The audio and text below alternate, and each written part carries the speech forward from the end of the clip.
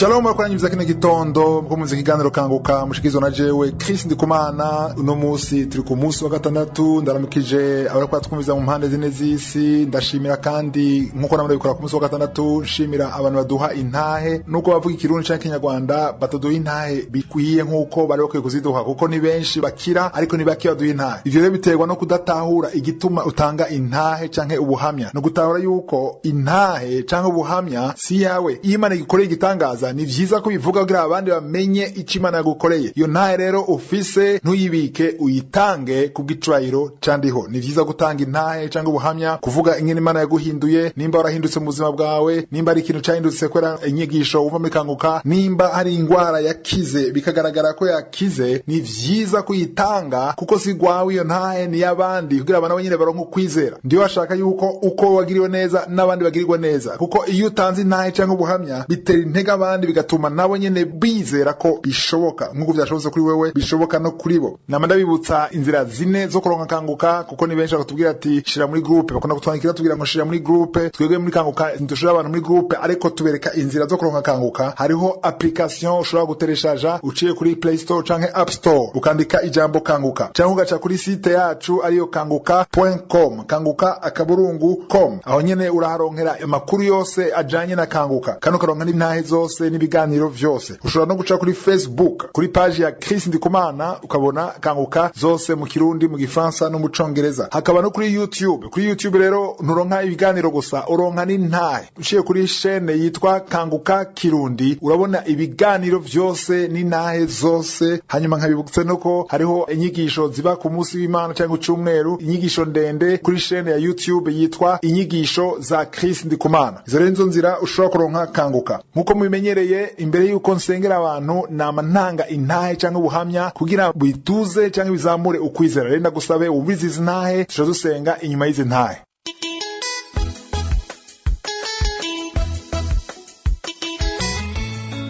Ndashimira bavandimwe, ndashimira Imana cyane imirimo n'ibitangaza yankoreye.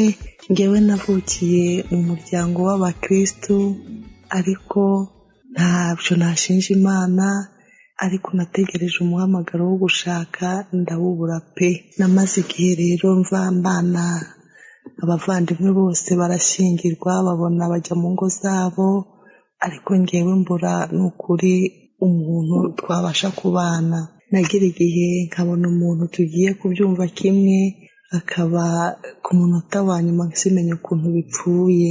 Nukuri Imana rero nkomeza kumva umuntu uri kanguka, nkomeza kumva ukuntu haba ibitangaza, nkomeza kumva ukuntu indwara zikira zitakira, nkomeza kumva ukuntu hariho ababyara kandi batari bafite n'imbuto, ariko nanjye numva ndizamuye ukwizera.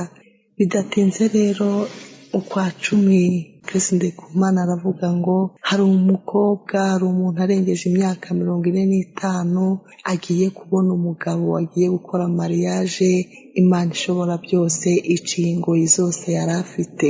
Numva muri njye hakuyemo akantu ku mutima, numva ndizeye, numva ari njye bavuga, ariko ndategereza ugushaka kw'Imana. Noneho mu kwa 11 gutyo numva aravuze, noneho kuko ngiye mfise imyaka 50, ubu nakwije imyaka 50, ariko ntabwo nigeze ncika intege. Namasaba Imana kuko numvaga ntaho Imana itakura umuntu, nta naho itamugeza. Rero nsaba Imana, aravuga ngo imyaka 50 umuntu agiye gushyingirwa, agiye kubona umugabo, Imana iciye ingoyi zose. None bavandimwe, Imana yankoreye igitangaza. Ubu narose umugabo, nakoze mariage nziza, Imana yigaragaramwo. Mfise umugabo nkunda, n'ukuri ndashima Imana, kandi nta handi byaturutse, ni kubera Imana, kubera kwizera kw'Imana ishoboye byose. Ubu rero ndi umudamu nk'abandi, nakorewe buri kintu cyose umukobwa wese bamukorera agiye gushyingirwa.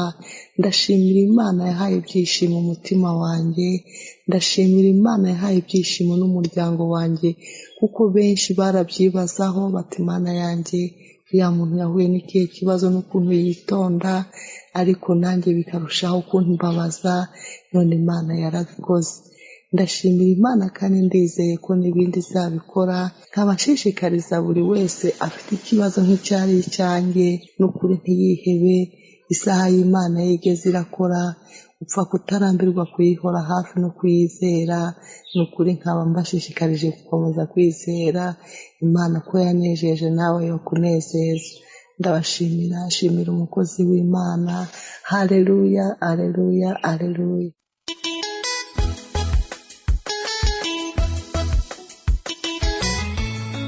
Shalom shalom, Yesu wacu nashimwe cyane, aragahabwa icubahiro. Nagomba gushinga intahe umvuga ubukuru bw'Imana n'ubushobozi bwayo, ko yankijije intandara biciye mu gusengerwa ngaha muri Kanguka. Hari ku itariki 24 z'ukwezi kwa gatandatu umwaka wa 2021. Rero nafatwa n'ibintu ntazi iyo vyavuye, nja kwa muganga. Ngiye kwa muganga baca bangirira igipimo bitwa electroencephalogramme, baca bambwira yuko ubwenge bwanje burimwo intandara. Nari nsanzwe ndi umukristo, nca mvuga nti ibi bintu mbajije mu muryango numva nta muntu n'umwe yigeze agwara intandara. Ndabaza mama yambyaye, ambwira ati ivyo bintu ntivyigeze bigufata kuva ukivuka. Nca mvuga nti ibi ntabwo babiteye, ni mwemu mbi, reka nje ku mavi. Nca ndasenga, nkama nsengana na Kanguka iminsi yose kuwa gatandatu, nkama numviriza intahe. Nca numva uwundi musore yakize biciye mu gusenga, nawe nyene akira intandara. Nca mvuga nti nanje Imana nkorera, Imana nizigiye, irankiza mu izina rya Yesu. Ama nakoresheje amahera mu gufata umuti. Niho ku itariki 18 z'ukwezi kwa 12 numva basenga bavuga ngo umukozi w'Imana arasenga, cavuga ngo hari umusore akize intandara. Ca ndacakira mu izina rya Yesu, ndavuga nti ni jewe. Ubwo rero nca mpiga amafaranga, nca nje kwa muganga, ndongera kugirisha igipimo ca electroencephalogramme. Baca bambwira yuko mu bwenge bwanje atangorane n'imwe irimwo. None rero haheze amezi ashika kuri 4, agomba gukwira 4 ata miti yavyo nyoye. Rero ndashima Imana kandi ndayikengurukira yuko yankijije, yarankijije. Ego n'abandi mwizigira Imana yacu irakora, kandi Imana yacu irahambaye. Nukuri narayibonye, yantabaye muri byinshi, ariko nyine ikinari nagishize imbere yayo. Ndavuga nti niwankura ko aya magorwa nzobishinga intahe n'abandi bavyumve, hanyuma bagira ukwizera. None rero n'ubundi muntu wese afise ikindi kibazo nagira ukwizera, asenge ubudasiba, Imana izomugirira neza. Yesu nabahezagire.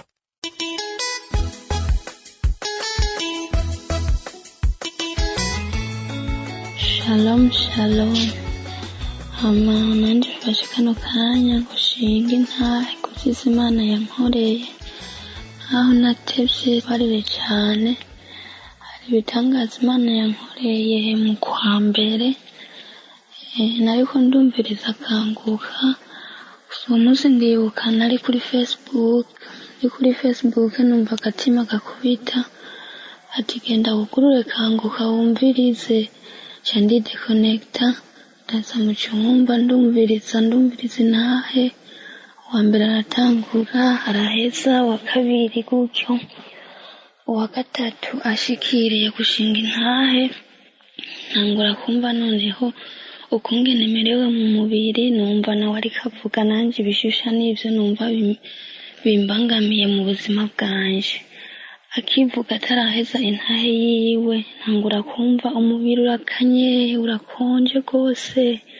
Ntangura kugorora amaguru, amaboko ndata, kumwe hirya ukundi hino, ndigorora nyene birakomera. Burya mba aho narindi ku gitanda, ndururuka hasi. Nururutse hasi nyene ndahagangwa biranka. Nca ntera nja muri saro nyene, nca ndaryama hasi nguma mpagangwa. muca ndatangura ndavumisa nyene birakomera, ndavumisa ibintu birenduka vyera birenduka gose, nguma mvumisa vyanka no gucika, ariko nkaguma mvuga urakoze Yesu, urakoze Yesu, urantabaye, turakoze Yesu. Ndavuga amashimwe menshi nyene, shima Imana, shimira Yesu, urankijije ishano Yesu, urakoze Yesu, nzogushingira intahe Yesu. Nguma mvuga amashimwe nyene menshi, ndayimushima. Turi Imana igira neza, uri Imana nyamana, uri Imana irakiza, nzogushingira intahe n'abatakuzi baze bakumenye kuri Imana igira neza, atawakwizeye yatewe n'isoni. Nguma mvuga amashimwe menshi, urya nguma mvumisa. Narumva mwako kanya nyene ko Yesu turi kumwe, guma ndamuhazambira, ndamutakambira, ndamubwira ati Yesu ndagusabye unkize, Yesu unkize, byari biruhije ubuzima bwanje. Gutyo nkandanya nguma nshima, numva nuzuye amashimwe menshi, nguma ndirimba uturirimbo tw'Imana twinshi, ntamenya niyo turiko tuzanana. Hama nyene biratinda birahera, biragabanuka nyene, ibyo kuvumisa byose birahera, ca ndatuza ndasinzira ngirayo. Narinje rero gutanga amashimwe, nshimira Imana ibitangaza yankoreye, yarankijije ishano ntarinzi ukungene naririye, none Imana nihabwa icubahiro. Nkabambwiye n'abagifata bandanye bizera, ntibihebure, Imana iracakora, kandi umunsi n'isaha wabo ugeze bazotabagwa. Imana ibandanye ihezagira umukozi w'Imana, adahengeshanya gusengera abari ku isi yose, mu mpande zine z'isi yose atatuzi. Imana ibandanye imwongerereza imigisha, yongere ihezagire n'abapartenere bamufasha, bamushigikira kugira ngo amajwi ashikire ku mpande zine z'isi yose, n'abamufasha gusenga. Imana ibandanye bahezagira bose. Shalom shalom.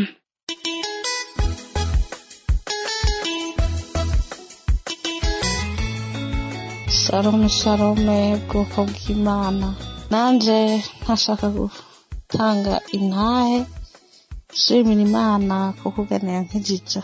Narwaye indwara ya diyabete, hamwe nonda nari umuntu narifise ibiro 96 ngasigarana ibiro 64.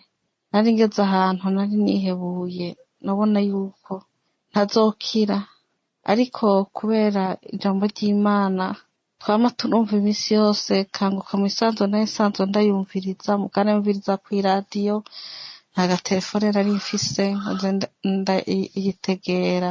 Nkaraho navyuka ngasanga 11 zantanze, ngasanga amasaha yandenganye, nkababara cane ntayumvise.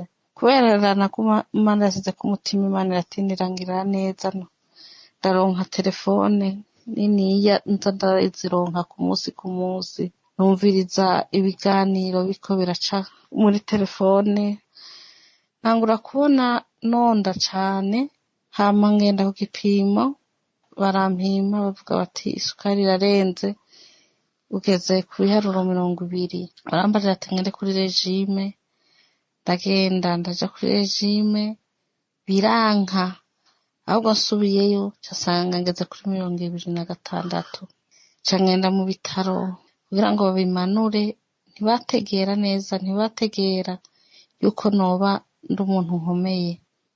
Bavuga bati ahubwo ivyo tubarira vyose tubanze tumushiremwo amaserumu, kugira ngo ivyo tubarira abitubarire umuntu ntizatubona tuguye mu maso. Barashiramo amaserumu, barabimanura, biramera nk'ibimanutse, ariko uko bandungitse ntahe muhira bantekera imiti nja kuri regime, vyaguma biduga, ntabwo vyamanuka, ahubwo gutera bimanuka, vyatera biduga. Cafata ingingo yo guheba iyo miti bari bampaye, nguma numviriza kanguka, numviriza abandi bose bakize. Ndavuga nti mbega Mana, abo bose bariko barakira amasida, bariko barakira amakanseri, ko ari ingwara bavuga bati n'ubuzima bwawe bwose, ijabo rije noreka gukira. Ca ndizera, musi umwe ca numva umudamu yashinze intahe yaragwaye diyabete nawe nyene ngo vyari vyaduze wewe ngo vyageze kuri 30. nari nzi ko ijana naragahebutsa cyo ngo vyageze kuri 30. aravuga imyaka yimaranye yarayimaranye mu myaka 2. nanje dusengana n'umukozi w'Imana ikarasenga ca numva umukozi w'Imana avuze ati hari umudamu afise diyabete iguma iduga uko agenda kwipimisha iguma iduga ati ntiyakira gukira ati arakize mu izina rya Yesu ca ndavyakira ca numva aho nari mfukamye ndiko ndahinda igishitsi igitanda kiriko kirazunguruka aho umugabo wanje aragira ubwoba arabona ngene mpinda urushitsi nyene ca navuga nta n'ukuri ndakize ndikunkumuye ingwara ya diyabete erega uko navyakiriye vyagenze uko nyene bavukanye hajya wizeye nta na kimwe kidashoboka ingwara ufise n'ukuri irakira ca ndakira ubuye ndi muzima ndafungura vyose nari nsigaye ng'ibintu amaganya nari nfise ku mutima narya ibintu bitagira umunyu harya ibintu nyene eka murabizi abayifise ngene bamererwa harya ibintu vy'ibiryangunzo nkakorora amosozi nkarira mugabo buhageze aho n'ukuri mfungura amashimwe n'ay'Imana bufungura vyose nta na kimwe mu byo bari barambujije n'isukari ndanwa nta na kimwe ubuye ntajya rero nivyo gushimirira Imana ni nziza Imana irahambaye izidukorera ntitwobiharura abaganga bari barambujije ati ntuzopfa usubiye kuvyara nanje wamenga turatipinze nabo nanje kubw'ubushobozi bw'Imana nanje ndazi ko nzovyara abandi barinzi bagirinda igakorokerayo bazorinda bavyara ariko bari ku nshinge murabizi ko bacaguma biteze inshinge za misi yose baguma bakurikirana n'abaganga nagenda ngiye kucanco ufise imbanyi munda ama umukozi w'Imana akaradusengera akavuga ati akatwaturako abana bari munda akabaturako ubuzima akavuga ati nimufate nkama nafashe nkasengera umwana ari munda none umwana ubu yaravutse ntigeze mfata umuti n'umwe ntigeze ngenda n'imbere y'abaganga baranagira ubwoba bakavuga ati uraraba neza ije narakize bandaba nk'umusazi ngo yazuricungera ngo zuricunga ngo ufate imiti ngo ntivyoshoboka ngo niko tuzigashaka ngo wiko ngo diabete ngo yigwaye ngo ari ubuzima bwawe bwose wewe woba wayikize gute ntije Yesu yarankije barandavye baregukana gatwengo gusa umudokiteri umwe niwe yavuze ati wewe ndabona wewe atwagiye muri kanguka atwarakirikira muri kanguka nihe neza cane gose kuko bari bampimye ibipimo vyose basanga nta n'ingwara nimwe fise diabete ahubwo igeze kuri 4,2 none Imana ihabwa icubahiro mumfashe gushima amashimwe n'ay'Imana ikibondo caravutse none ubu mwana arakwija amezi 6 amashimwe n'ay'Imana Imana yankijije ikankiza ububi bwose bwa satani icubahiro rero n'icimana nawe wafukamye mbere y'Imana ngo agenda maramara Yesu atwitaho ijoro n'umutaga hama iyo yari ntahe yanje ashaka gushimira Imana kuko byaranezereje kandi aho ngeze nanje n'ukuntu nifata n'inyifato umuntu nyene yakangutse ko ubu nditonda kandi ndazi ko senze yuko ku munsi havyuka niheza Imana yuko ntataha imvumure nama nabonye ibintu vyinshi ingabire nyinshi cane gose nubwo hama mufasha gushima rero iyo yari ntahe yanje Imana ihabwe icubahiro.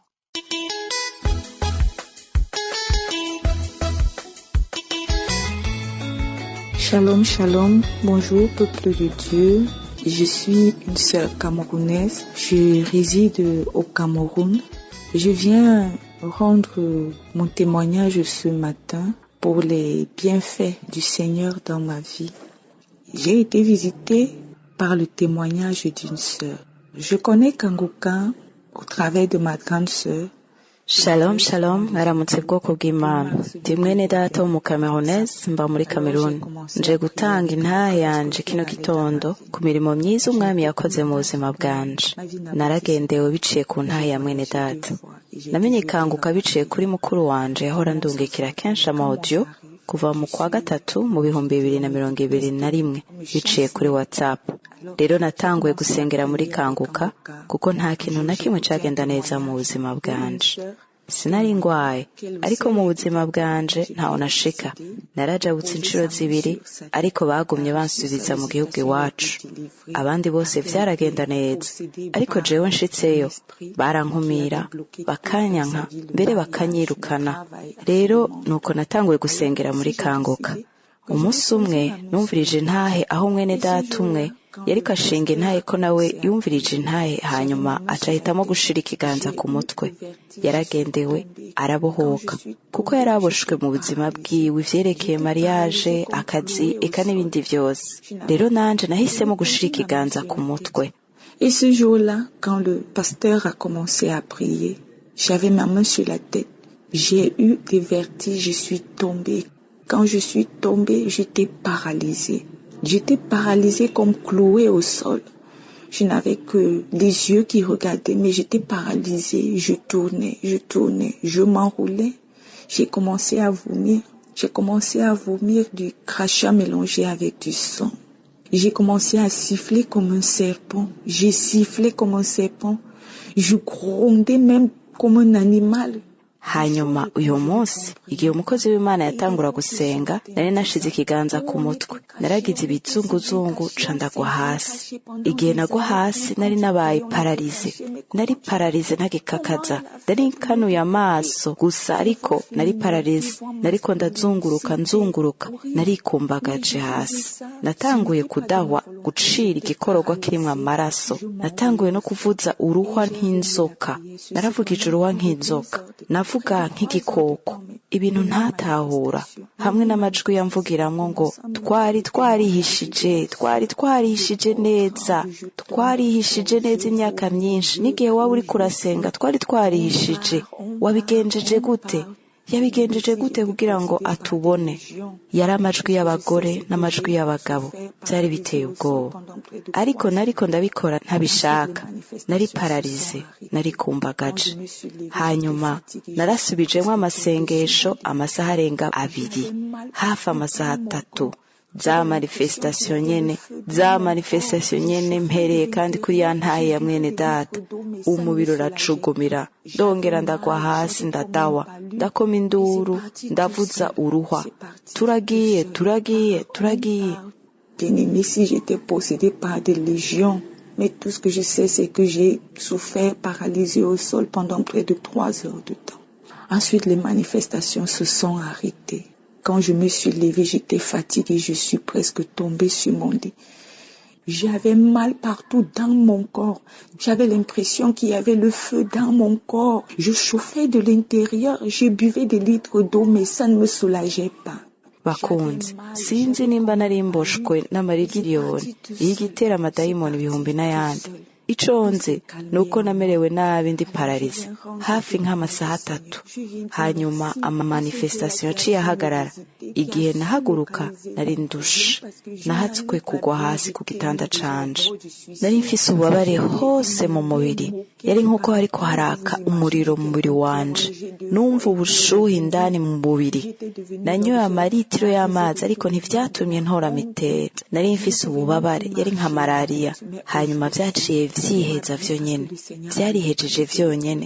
Haciye haba agahengwe mu mubiri wanje. Rero nje gushingira intahe umwami. Nje gushinga intahe iyo Mana yangendeye. Yakemuye ikibazo canje kuko sinari imeze neza.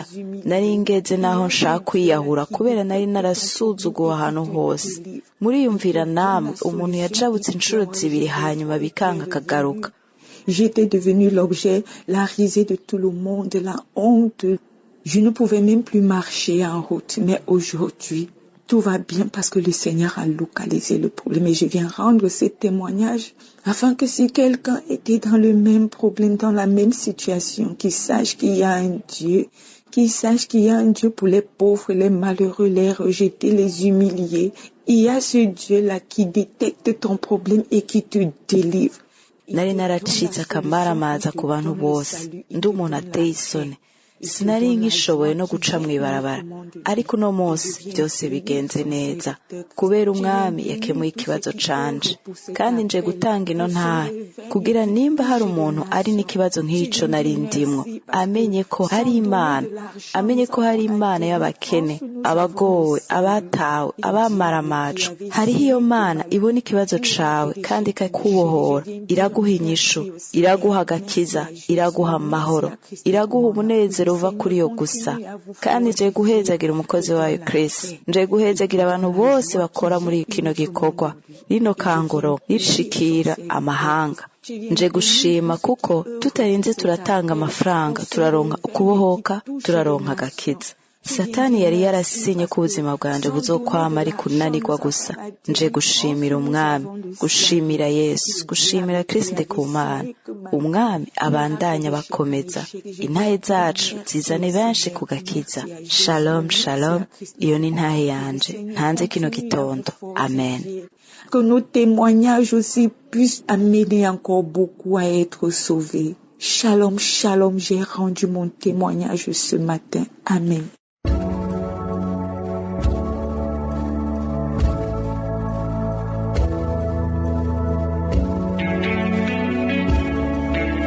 ubu tugeze mu mwanya w'amasengesho ni benshi barindiriye uyu mwanya nkuko nandabibabwira ni vyiza kugenda ahantu hatari urwamo udasamara kuko hari abasengera ahantu hari abantu benshi ugasanga ntiyari ko arakurikira neza amasengesho ni vyiza kuba ahantu ha wenyene nkuko nabandabivuga ugashira ikiganza aho ubabara utazawushira ugashira ku mutima abashaka abana abadamu bashaka abana mugashira ku nda kuko umwanya w'amasengesho ni umwanya udasanzwe ijambo duhagarara ko ni muri Mariko 11:24 Mark 11:24 ndakuno umurongo kuvuga ngo ico usaba amasengesho wizere ko wagihawe uzokibona ntisugira ngo uzogihabwa ariko wagihawe mu kwizera nubwo utabibona ariko wizere ushobora kuba warafashe mu ndwi iheze cyangwa aracindwi zibiri cyangwa ukwezi kumwe warafashe ariko uracababana uracabona ibimenyetso ko kigwaye nubwo ugwaye wizere ko wakize wizere ko wahawe rero nitwagira gusenga ufate nk'umuntu yizera ko cyagiye wakiriye wakize hayimushime amasengesho sinagushima ko nakize muri uko gushima hari ubushobozi budasanzwe bugaragara mu mashimwe nico gituma ndagusaba ni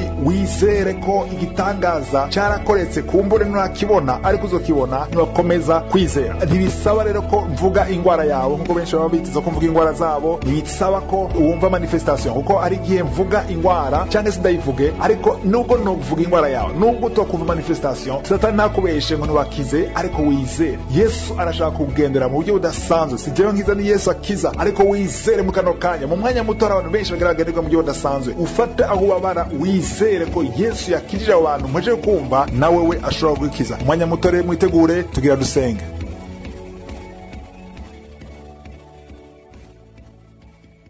Urakoze Mana ushobora byose data uri mu ijuru turagushima kuri uyu mwanya udasanzwe amasengesho ndaje imbere yawe mu izina rya Yesu ndakweretse abo turiko turasengana mu kano kanya ndakweretse abafashe aho babara ndakweretse abadamu bafashe kunda ndakweretse abantu bose biteze igitangaza cawe tuje twizera kuri El Shaddai Imana ishobora byose bidashobokera n'abantu biragushobokera uvuga rimwe byose bikaba nta kintu na kimwe kitagushobokera kuko uri alfa kandi ukaba omega uri ndiho data uri mu ijuru turagushima Mana ndagushima ku bantu kuragendera mu kano kanya ndagushimira ku bana bamaze kuvuka muri n'amasengesho ndasengeye abana bavutse biciye muri n'amasengesho ndasambuye imigambi yose ya Satani ikintu cyose gishobora kubagira nabi ndatuye intsinzi ndasengeye mu izina rya Yesu Kristo uriya mu mama afise abana babiri mu nda mu izina rya Yesu Kristo ndahagaritse ikintu cyose cyo kurabagira nabi impwemu yose ibukura batera au nom de Jésus ndatuye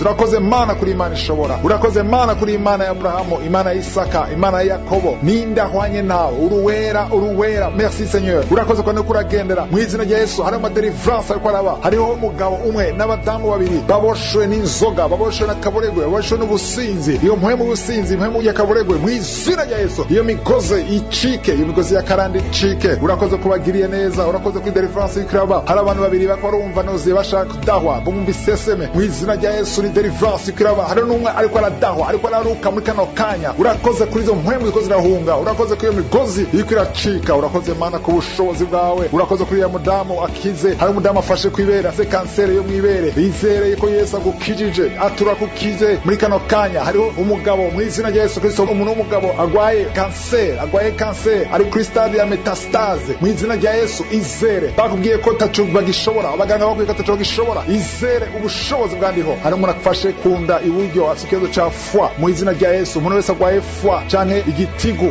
mu izina rya Yesu wizere hari benshi ko aragenderwa ugwaye ikintu kijanye na foi yaba hepatite C yaba hepatite B mu izina rya Yesu izere ko Yesu akora kugendera hari abantu bako arakira mu buryo budasanzwe urakoze Mana ku bantu ugendeye mu kano kanya ndagushima ko rero bakobwa babiri bariko barasengera mariage bafite imyaka irenga 45 mu izina rya Yesu arabaciye inzira urakoze Mana ko abantu uciye inzira hari umudamu afashe ku mutwe imishatsi gumicika imishatsi kirahera ufite uruhara ufite ubuhanza mu izina rya Yesu agiye kurestora iyo mishatsi onodo Jesus urakoze Mana kumugiriye neza ndagushima ku badamu bafashe kunda bariko baragenderwa mu kano kanya wewe ufashe kunda wisere ko Yesu ashobora kugira igitangaza urakoze Mana wewe umaze imyaka 8 ugura kanwa ushime wewe umaze imyaka 10 ushime ko Yesu akugendeye wowe umaze imyaka 6 mugabo n'umugore muri kumwe Yesu arabagendeye buryo budasanzwe wowe umaze imyaka 3 agize mariage wamuri kuri ku baganga benshi ariko Yesu agiye guha umwana urakoze Mana kuri ya muntu hari umuntu arumva ubushuhe ku kiganza cy'iburyo la main droite umva ibintu mengo n'ubushuhe bikora kuturira Yesu akora gukiza urakoze Mana kumugirira neza ndagushima kuri ya mudamu afise amahasa afise impanga munda Yesu yamaze kukwishura urakoze Mana ndasengeye abadamu bose afashe bizere wowe ufashe wizere mu buryo budasanzwe hari abantu bashaka kuri batatu bariko barayura kuva ntangwe gusenga muba mwayura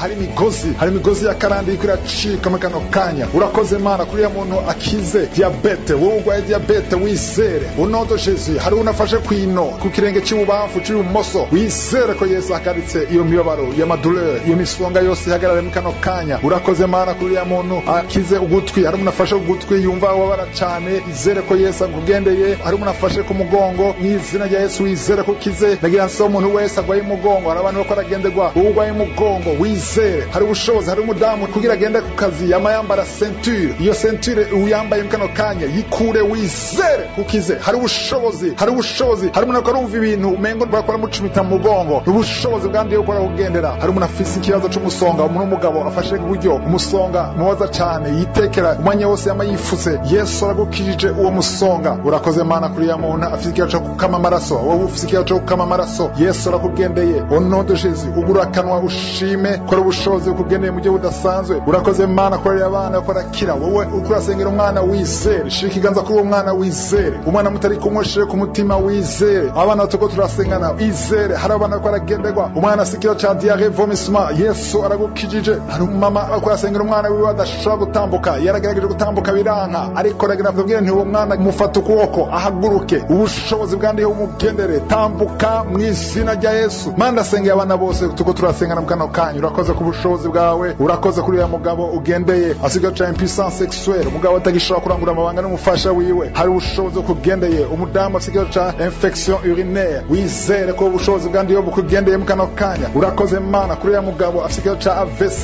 hari umugabo asigaye cha AVC stroke izere onodo Jesus hari parti y'umubiri wawe iri paralyze ariko ubushobozi bwandiye bukugendere ndavuze n'ubushobozi bwandiye bukugendere onodo Jesus usubire mu buzima busanzwe urakoze Mana kuri ya muntu akijije hypertension wowe ufite ikibazo cya hypertension izere ko Yesu akugendeye mu gihe budasanzwe hari umuntu afite ikibazo cy'amaso afite imisonga myinshi mu maso izere ko Yesu akugendeye hari ubushobozi urakoze Mana urakoze ku bantu benshi kuragendera hari benshi bakora mu gihe budasanzwe hari umuntu afite ikibazo cyo kudamotegwa kudahumurirwa utumva odeur nimwe nashaka ushime ko Yesu akugendeye urakoze Mana ngiye asaba abantu bose dushime shima ku bushobozi shima ko ariko aragenderwa shima nawe kuko uragenderwa uvyumva utavyumva nubwo utokumva manifestation nubwo no kuvuga wizere wowe umva umusonga ku gitugu hari ubushobozi kandi iyo bukura kugendera hari ubudamu afite ikibazo cya mauvaise odeur haba odeur mbi mu gitsina haba kunuka cyane ama odeur mabi cyane Yesu arakemuye ico kibazo akirugukira ayo ma odeur ahagarare mu izina rya Yesu Kristo hari umuntu akora senga sikyo cy'amahere mu maso hari ubushobozi bwinshi bugendeye sishobora kuvuga ingwara nyinshi hari ingwara nyinshi ko zirakira sishobora kuzivuga zose ariko Yesu akora kiza twese mwe dushime Mana turagushima ku bushobozi ndagushima ku bitangaza ndagushima ku bantu babo hose icubahiro cyose byose mana no kuganza bibi vyawe ubu niwe bidashira ni mu izina rya Yesu senze nizera amen.